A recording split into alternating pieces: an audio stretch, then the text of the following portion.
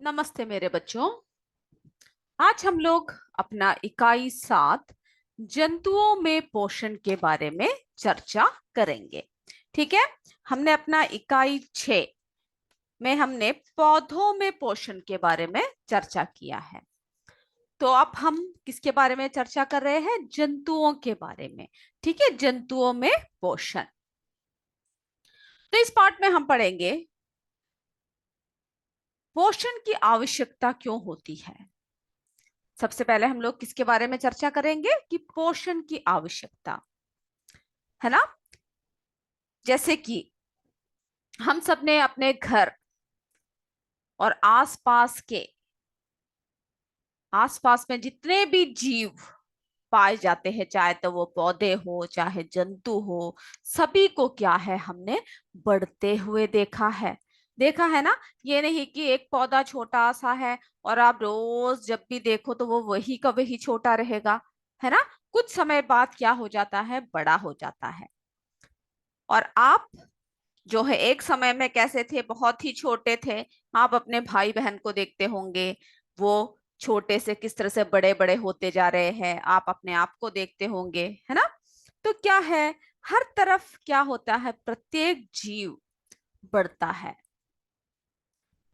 हम सभी इस तथ्य से परिचित है कि प्रत्येक जीव को बढ़ने के लिए भोजन की आवश्यकता होती है। सबको पता है ना, हम सबको बढ़ने के लिए किसकी जरूरत होती है? भोजन की। और इसलिए सभी जीव अनिवार्य रूप से भोजन ग्रहण करते हैं, है ना। अगर आपको भोजन ही नहीं मिल रहा हो तो आप क्या बढ़ पाओगे, आप क्या जी पाओगे, है ना, 1 या 2 दिन।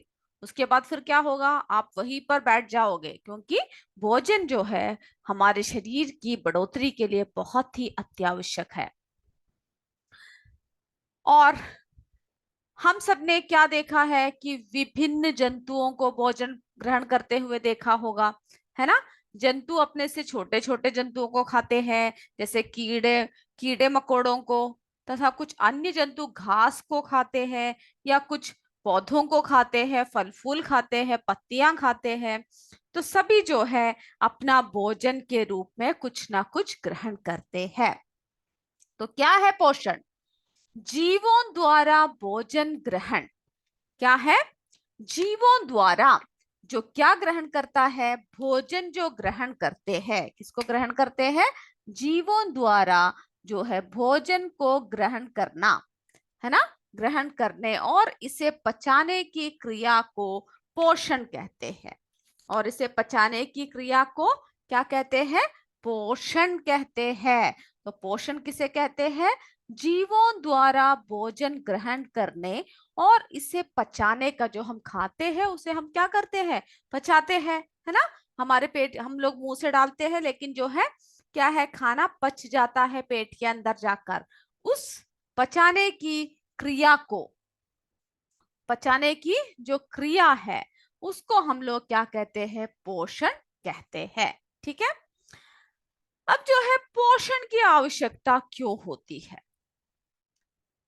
क्योंकि सभी जीवों को अपने उत्तम स्वास्थ्य, शारीरिक वृद्धि यानी शारीरिक वृद्धि के लिए, विकास के लिए क्या होता है, और अपने आप को गतिशील बनाए रखने के लिए पोषक तत्वों की आवश्यकता होती है ना। अगर आपने देखा होगा, अगर आप कई घंटों तक अगर आप लगातार काम कर रहे हो या फिर पढ़ रहे हो, कई घंटों तक लगातार पढ़ रहे हो या खेल रहे हो, तब क्या होता है, आपको क्या महसूस होता है? आपको क्या महसूस होता है? थकावट महसूस होती है ना। अगर आप कई घंटे तक लगातार काम कर रहे हो, पढ़ रहे हो, खेल रहे हो, कुछ भी कर रहे हो बिना भोजन के, बिना रुके, तो आपको क्या महसूस होगी? थकावट महसूस होगी। ऐसा क्यों होता है, आपने कभी सोचा है? तो हम जब विभिन्न प्रकार के प्रक्रियाएं करते हैं तो उसके लिए हमारे शरीर में क्या खर्च हो जाता है? ऊर्जा खर्च हो जाती है ना। और इस कमी को पूरा करने के लिए हमें किसकी जरूरत होती है? हमें भोजन की आवश्यकता होती है ना। थकावट यानी ऊर्जा के लिए हमें किसकी जरूरत होती है? हमें हमारे शरीर में भोजन की आवश्यकता होती है ना, ताकि हमें हमारा खोया हुआ जो ऊर्जा है वो वापस प्राप्त हो जाए, है ना। उसके लिए हम लोग बहुत से भोजन करते हैं, जैसे कि रोटी, दाल, चावल, है ना, घी, सब्जियां, फल आदि ग्रहण करते हैं, एक संतुलित आहार ग्रहण करते हैं हम लोग। तो जैसे कि रोटी चावल से कार्बोहाइड्रेट, दाल से प्रोटीन, घी से वसा तथा फल सब्जियों से विटामिन मिलता है। तो इसका मतलब क्या है? हमें हर तरह का क्या करना चाहिए? भोजन ग्रहण करना चाहिए। ये नहीं कि सिर्फ सब्जी खा रहे हो या सिर्फ फल खा रहे हो, उसके साथ दूध नहीं ले रहे हो, या फिर मीट मांस मछली नहीं खा रहे हो। अगर आप मांस मछली नहीं खाते तो उसकी जगह पर आप दही आदि सब, जैसे अंडे जो भी है ना, जिस तरह के भोजन आप करते हो उसमें क्या है, आप सभी यानी कार्बोहाइड्रेट होना चाहिए जो खा रहे हो, प्रोटीन होना चाहिए, विटामिन होना चाहिए, वसा होनी चाहिए, सभी आपको क्या करना है, आपके खाने में मिलाना है ना, तभी आपके शरीर को सही ढंग से ऊर्जा प्राप्त होगी।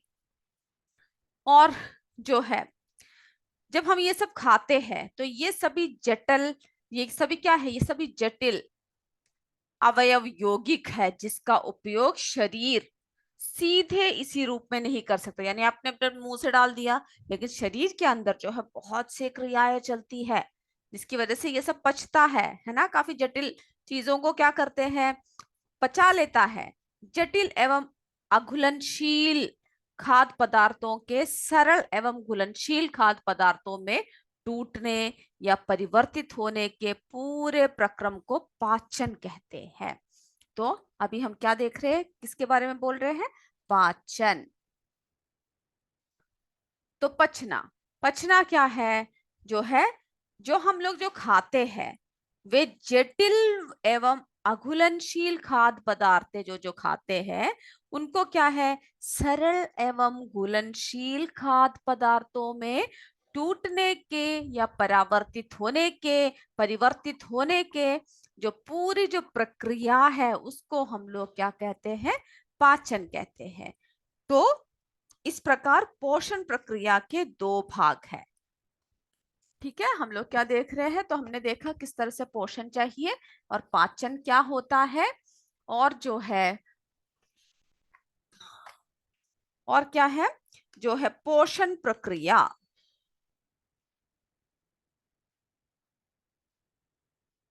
जो पोषण प्रक्रिया, ठीक है, पोषण प्रक्रिया, इसके जो है दो भाग है। कितने भाग है? दो भाग है। सबसे पहला, विभिन्न खाद्य पदार्थों को ग्रहण करना। क्या है? खाद्य पदार्थों यानी जो जो हम लोग विभिन्न तरीके के, विभिन्न खाद्य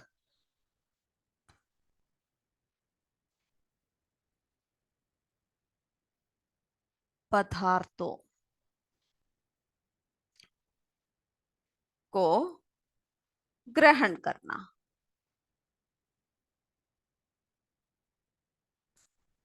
ग्रहण करना, ठीक है। अर्थात क्या है? अंत ग्रहण, यानी जो हम लोग जो है क्या करते हैं, जो अंदर को जो ग्रहण करते हैं उसे क्या कहते हैं? अंत ग्रहण,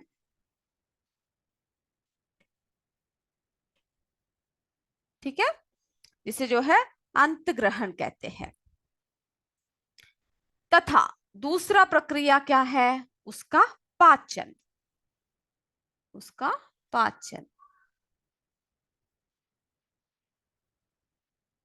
ठीक है। तो हमने दो तरीके के देखे, पोषण प्रक्रिया दो तरीके का है।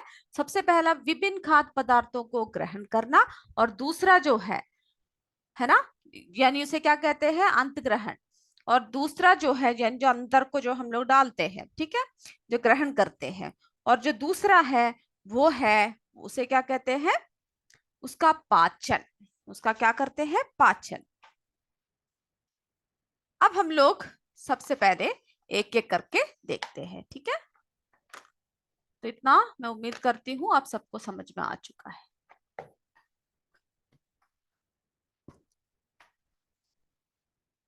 अब देखिए,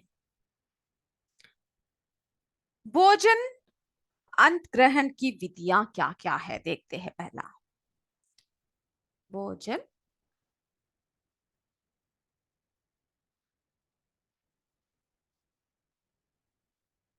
अंत ग्रहण की विधियां।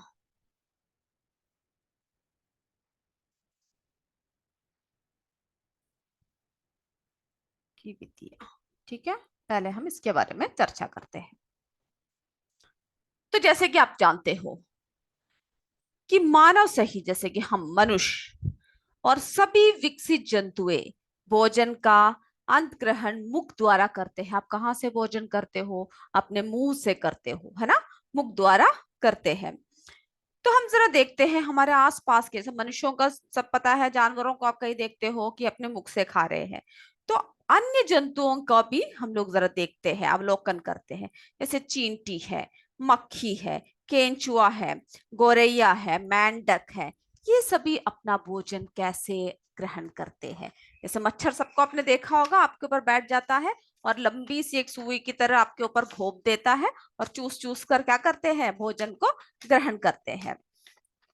तो क्या इनके शरीर में इस कार्य के लिए विशेष अंग होते हैं? जो जो हमने जिन जंतुओं की बात किया, जैसे मक्खी, मधुमक्खी, तितली आदि कीटों को, है ना, कैसे करते हैं? आदि कीटों को, इन सभी कीटों को क्या है कि मुखांग विशेष प्रकार के होते हैं। आपने कभी देखा है कि कोई तितली अपने दांतों से चबा चबा कर खा रही है?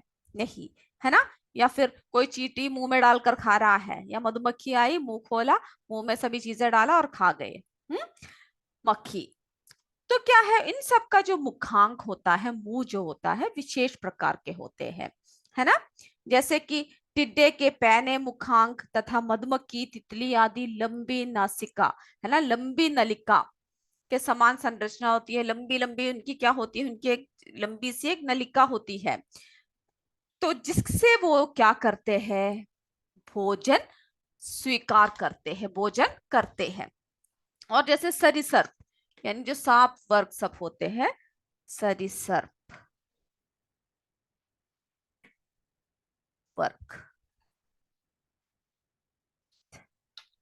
सरीसृप वर्ग के जंतु जरा हम देख लेते हैं।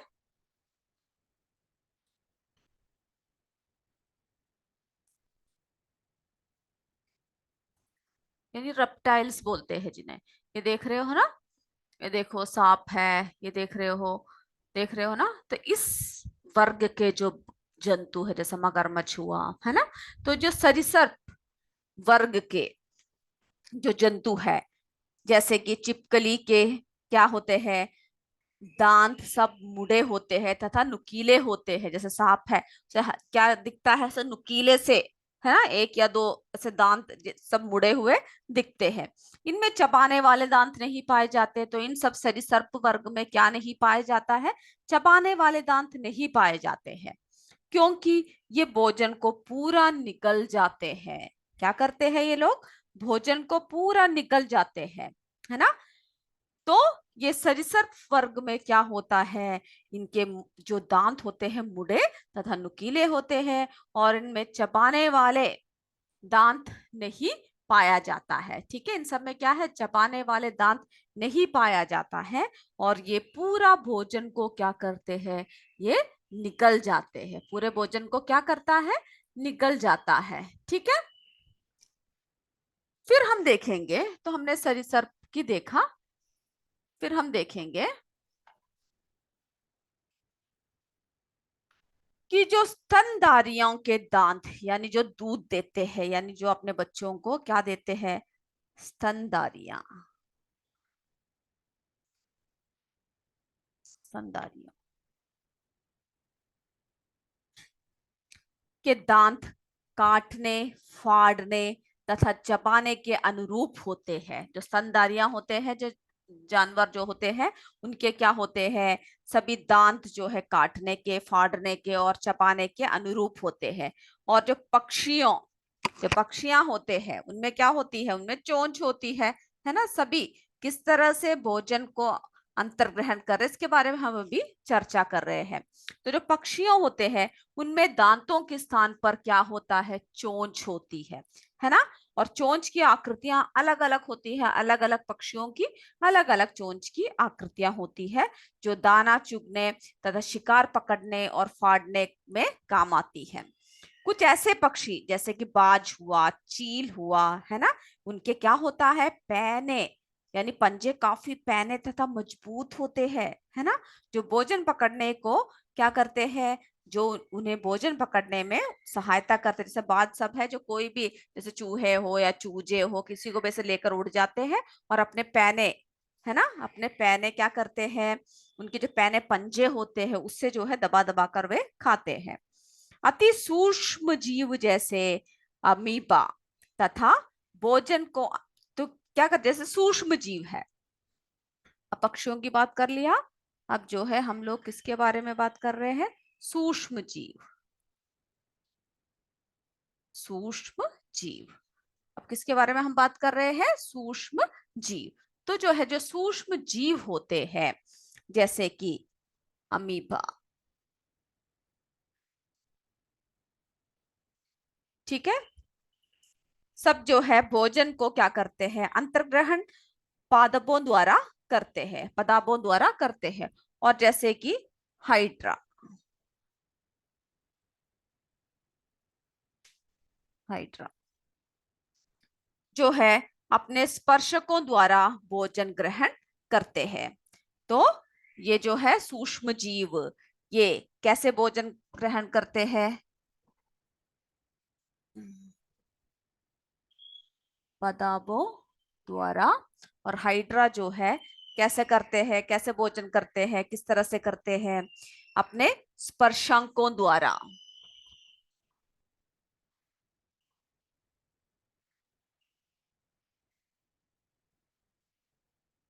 ठीक है, द्वारा भोजन ग्रहण करते हैं। जैसे कि आपने चित्र देखा होगा,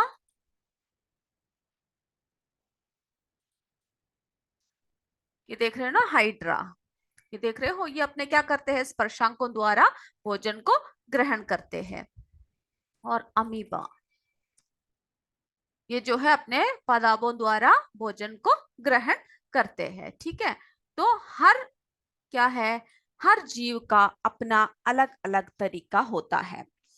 और क्या आप जानते हो कि जंतुओं द्वारा ग्रहण किए गए इस भोजन का पाचन कैसा होता है। अब हमने भोजन ग्रहण करने के तरीके देखे, अब हम देखते हैं कि इसका पाचन कैसा होता है, किस तरह से ये पाचन करते हैं, ठीक है।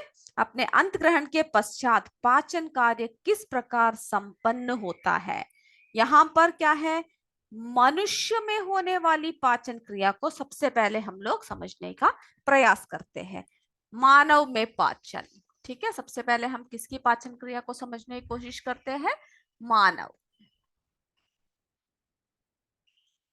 मानव में पाचन, मानव में पाचन,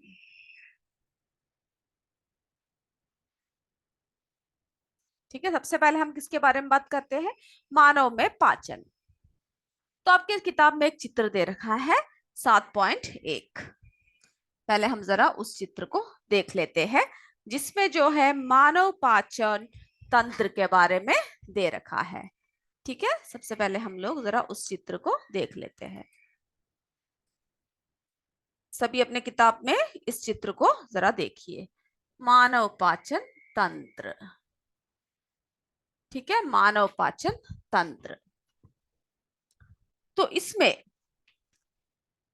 आप अपने किताब में भी देखिएगा तो उसमें एकदम, इसमें थोड़ा सा कम क्लियर है।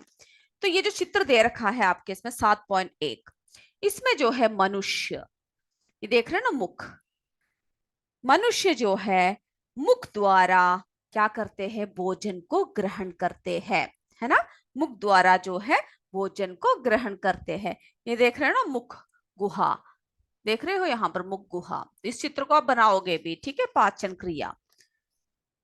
उसके बाद जो है अपने मुख द्वारा क्या करते हैं, भोजन को ग्रहण करते हैं। तो मुख द्वारा ग्रहण किया गया भोजन एक लंबी नलिका द्वारा, ये देख रहे हैं नली जो जा रही है, लंबी नलिका से गुजरता है, जिसे हम लोग क्या कहते हैं, इस नलिका को हम लोग क्या कहते हैं, आहार नाल, है ना। इस नलिका को हम लोग क्या कहते हैं, आहार, जो आहार हम खाते हैं उसको जो पहुंचाने वाला नाल, आहार नाल। तो जो है इसमें हमने देखा, ये देखिए मुख है, उसके बाद ये देखिए ये क्या है, ये है ग्रास नली, है ना। उसके बाद क्या हुआ कि जो है मुख गुहा, ग्रास नली, आमाशय, सब देख रहे हो ना, आमाशय। और उसके बाद जो है छोटी आंत जो है, ये देखिए स्मॉल इंटेस्टाइन, छोटी आंत, ये देखिए बड़ी बड़ी आंत है ना, लार्ज इंटेस्टाइन। तो ये जो है बड़ी आंत है। तो इन सब से जो आहार नाल के विभिन्न भाग है, तो ये सब क्या है, आहार नाल के विभिन्न भाग है। और जो आहार नाल के जो विभिन्न भागों में भोजन के विभिन्न अवयवों को क्या करते हैं, का पाचन निम्नलिखित प्रकार से होती है। अब हम देखते हैं इन सब का पाचन किस तरीके से होता है। तो जो है मुख से मुख गुहा में आते ही भोजन क्या है, हम लोग क्या करते हैं, दांतों की सहायता से अच्छे से तोड़ा जाता है ना, मुंह में डालकर दांतों से अच्छे से तोड़ा और चबाया जाता है। इसीलिए आपसे कहा जाता है जब आप खाना खाते हो तो धीरे धीरे खाना चाहिए, यानी कि बिना चबाए ही जल्दबाजी में निकल गए, क्योंकि अगर आप इस तरह से निकल जाओगे तो आपके पेट को काफी तकलीफ होगी उन सबको पचाने में। तो अच्छे से चबा चबा कर क्या करना चाहिए, भोजन खाना चाहिए। तो मुख से क्या करता है, मुख गुहा में आते ही भोजन को दांतों की सहायता से तोड़ा और चबाया जाता है।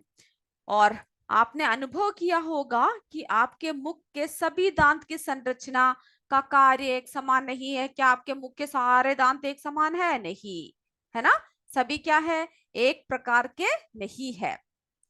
तो जो हम लोग के जो दांतों की जो संरचना है वो क्या है, अलग अलग प्रकार के दांत है, अलग अलग प्रकार के दांत है ना। तो हम लोग क्या करते हैं कि सभी, है ना, मनुष्य के दांत जो है कितने प्रकार के होते हैं, 4 प्रकार के होते हैं। आपके इसमें एक दांतों की दे रखा है, देखिए, देख रहे हो ना। तो इसमें जो है पहले दांत जरा देख लीजिए कितने प्रकार के हैं। ये देखिए सबसे पहला जो है, यहाँ का जो ये जो सामने वाले जो दांत है इसे क्या कहते हैं, कृंतक कहते हैं, कृंतक, ठीक है, कृंतक दांत जो काटने का कार्य करता है सामने वाला, ठीक है।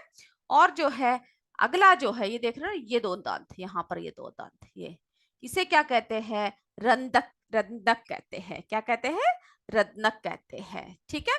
और ये फाड़ने का कार्य करता है, यानी ऐसे काट के आप ऐसे फाड़ोगे, है ना, किसी भी चीज को, ये क्या करता है, फाड़ने का कार्य करता है। और ये यहाँ पर ये देख रहे हो ना, ये इस साइड के 2 दांत, ये यहाँ के 2 दांत, यहाँ के 2 दांत, यानी 4 दांत।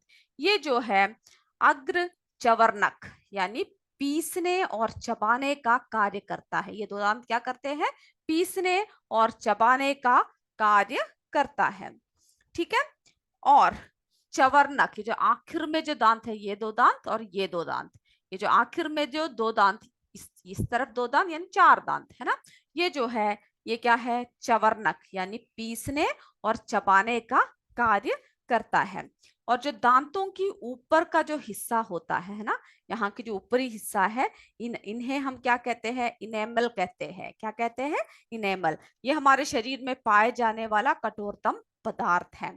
और जो उसकी जो ऊपर की जो परत है इसे क्या कहते हैं हम लोग, जैसे कि इसे जो है इनेमल कहते हैं। अगर इसमें कोई खराबी आ गई तो आपको क्या, अगर आप गर्म चीज पियोगे, ठंडी चीज पियोगे तो दांत दर्द होगा, है ना। तो ये सब जो है पाए जाने वाला कठोरतम पदार्थ है। यह मुख्यतः किसका है, कैल्शियम, इनेमलिन नामक लवण और प्रोटीन से बना होता है, ये जो दांतों की ऊपरी हिस्सा जो है। और दांतों द्वारा काटे और चबाए गए जो भोजन में जो लार तो क्या होता है, जो हम लोग दांतों से अच्छे से चबाकर खाते हैं, है ना, तो दांतों द्वारा जो काटे गए और चबाए गए भोजन में जो है लार बनती है। जैसे जब आप चबाओगे तो आपके मुंह से क्या आएगा, सब पानी पानी आएगा, है ना।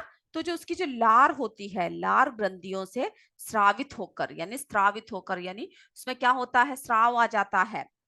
स्रावित लार मिल जाती है, जिससे भोजन चिकना व लसलसा हो जाता है ना। तो आप जब रोटी से चबाते रहोगे तो आपने देखा होगा काफी लसलसा हो रहा है, यानी एकदम से मीठा अनुभव करने लगते हो। ऐसा क्यों होते हैं, क्योंकि लार में जो है क्या होता है, टाइलिन नामक एंजाइम होता है। ठीक है, ये रोटी के क्या करता है, कार्बोहाइड्रेट के जटिल कणों को मीठे माल्टोज में देता है। इसीलिए ज्यादा चबाने पर क्या लगता है, रोटी मीठी लगती है। ठीक है, तो लार के साथ चिकना होकर भोजन जो है, अब हम लोग ये प्रक्रिया देख रहे थे, तो जब हम लोग चबाते हैं तो जो है लार के साथ ये जो भोजन जो है ऐसा मीठा यानी चिकना होकर जो है आहार नली से, है ना, आहार नली से क्या है, ये ऐसा किसमें निकल जाता है, आहार नल के ग्रसनी में, और फिर ग्रसन नली, है ना, ये जो इस तरह से होता हुआ फिर कहाँ पर चला जाता है, ग्रसन नली में पहुंचता है। और यहाँ पर भोजन का पाचन नहीं होता, यहाँ पर भी क्या नहीं होता है, भोजन का पाचन नहीं होता है। ग्रसन नली से भोजन कहाँ पहुंच जाता है, ये देखिए आमाशय में पहुंच जाता है। ठीक है, आमाशय में पहुंच जाता है, और यहाँ पर जो है भोजन काफी देर तक रहता है, आमाशय में काफी देर तक रहता है। और उसके बाद जो है फिर क्या होता है, आमाशय की दीवारों में जो इसकी जो दीवार होती है ना, जो इसकी जो बाउंड्री होती है, दीवारों से जठर रस का श्रावण होता है, रस का श्रावण होता है, जिसमें पाचक एंजाइम, फिर क्या है, हाइड्रोक्लोरिक अम्ल एवं शैलश्म पाया जाता है। ठीक है, ये हम आपको जरा लिखकर भी दिखाएंगे, पहले आप जरा समझ लीजिए इस डायग्राम को। और पाचक एंजाइम जो है क्या होता है, ये जो इसमें जो है पाचक एंजाइम सब पाया जाता है, और ये जो है जो पाचक एंजाइम है, ये जो है पेप्सिन, है ना, पेप्सिन तथा रेनिन निकलते हैं। इसमें से क्या निकलता है, इसमें से जो है पेप्सिन तथा रेनिन निकलते हैं। तो जो है पेप्सिन द्वारा प्रोटीन का पाचन होता है, और रेनिन द्वारा दूध में, रेनिन क्या है, दूध दही में बदलता है। तो जो है श्लेष्म आमाशय के आंतरिक दीवार को हाइड्रोक्लोरिक अम्ल के प्रभाव से सुरक्षा करता है। तो ये जो है श्लेष्म आमाशय के जो आंतरिक दीवार है, इसको क्या है, जो आंतरिक जो दीवार होते हैं, इसको जो है हाइड्रोक्लोरिक अम्ल के प्रभाव से सुरक्षा करता है। और हाइड्रोक्लोरिक अम्ल भोजन के माध्यम में क्या बनाता है, अम्लीय बनाता है, और भोजन की भोजन में जो उपस्थित सूक्ष्म जीवाणुओं को क्या करता है, नष्ट करता है, जिससे कि ये सड़ने से बचा रहता है। और आमाशय से तो देखा कितनी सारी प्रक्रिया इस आमाशय में हो रही है, और आमाशय से छोटी यानी भोजन जो है कहां पर पहुंचता है, इस तरह से होते हुए छोटी आंत में, स्मॉल इंटेस्टाइन में पहुंचता है। और यहाँ से जो है पीताशय से निकलने वाली, यहाँ से क्या है, ये देख रहे हो ना, पीताशय से निकलने वाली जो है निकलने वाली पीताशय और अग्नाशय, देख रहे हो ना, पीताशय और अग्नाशय से निकलने वाली जो पीताशय और अग्नाशय से निकलने वाली अग्नाशयी रस दोनों ही नलियों द्वारा पहुंचते हैं, दोनों ही नलियों द्वारा कहाँ को, यहाँ को पहुंचते हैं। और इन रसों में उपस्थित एंजाइम द्वारा भोजन में उपस्थित प्रोटीन और वसा का पाचन होता है। ठीक है, इनसे क्या होता है, प्रोटीन और वसा का पाचन होता है। इस प्रकार से छोटी आंत से होती हुई क्या होता है, इस प्रकार छोटी आंत के प्रथम भाग में ही भोजन का पाचन क्या होता है, पूर्ण हो जाता है। और पाचन के फलस्वरूप जो भोजन तरल अवस्था में आ जाता है, अब जब पाचन पूरा हो जाता है तो किस अवस्था में पहुंच गया, ये तरल अवस्था में। अब भोजन जो है छोटी आंत से अंतिम भाग की तरफ पहुंचता है, और ठीक है, अंतिम भाग की तरफ पहुंचता है, ये देख रहे हो ना, इसमें जो अंगुली नुमा उबार विलय पाए जाते हैं। उससे क्या होता है, इस भाग द्वारा पचे हुए भोजन के पोषक पदार्थ अवशेषित किए जाते हैं। तो इसमें से जो है सारे पोषण को अवशेषित करके क्या करते हैं, अवशेषित किया जाता है। यह क्रिया अवशोषण कहलाती है। जो पूरे पूरे जो पचे हुए भोजन को के पोषक पदार्थ को अवशोषित किया जाता है, इसे क्या कहते हैं, अवशोषण कहलाती है। और अवशोषण के बाद जो बचे हुए भोजन का उपयोग कोशिकाओं द्वारा शरीर की वृद्धि एवं अन्य जैविक क्रियाओं के संचालन के लिए होता है। ठीक है, यह प्रक्रिया स्वांगीकरण कहते हैं। इस प्रक्रिया को क्या कहते हैं, स्वांगीकरण कहते हैं। अब जो है भोजन का अनुभवी भाग जो है बड़ी आंत में पहुंचता है। अब कहां पर ये पहुंच गया, जो लार्ज इंटेस्टाइन है, जो बड़ी आंत है, उसमें पहुंचता है। और यहाँ पर इसमें से अतिरिक्त पानी का अवशोषण कर लिया जाता है और बचा हुआ अपशिष्ट जो बच जाता है भोजन, वो अद्रडोस के रूप में मलाशय में, यहाँ पर देख रहे हैं ना मलाशय, यहाँ पर एकत्रित होता है। ठीक है, और उसके बाद क्या होता है, जो समय समय में गुंदा हुआ मल के रूप में क्या होता है, बाहर निकल जाता है। ठीक है, यह क्रिया जो बाहर जो मल सब निकल जाता है, यह क्रिया को जो है बहिक्षेपण कहते हैं। ठीक है, इस प्रकार पोषण की प्रक्रिया निम्नलिखित चरणों में पूरा होता है। तो अभी इस डायग्राम को जरा आप समझ लीजिए और उसके बाद हम आपको बताएंगे कि किस तरह से पाचन क्रिया है ना अलग अलग इसमें पूर्ण होता है। सबसे पहले क्या देखा हमने,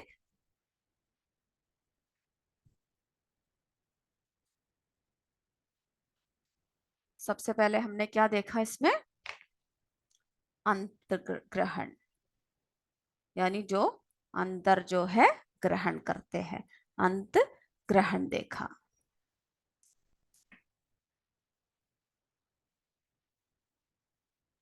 ठीक है, अंत ग्रहण। उसके बाद फिर क्या हुआ, फिर उसका क्या किया गया, पाचन।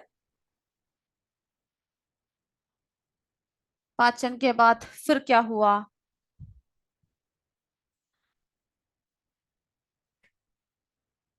अवशोषण। और उसके बाद स्वांगीकरण।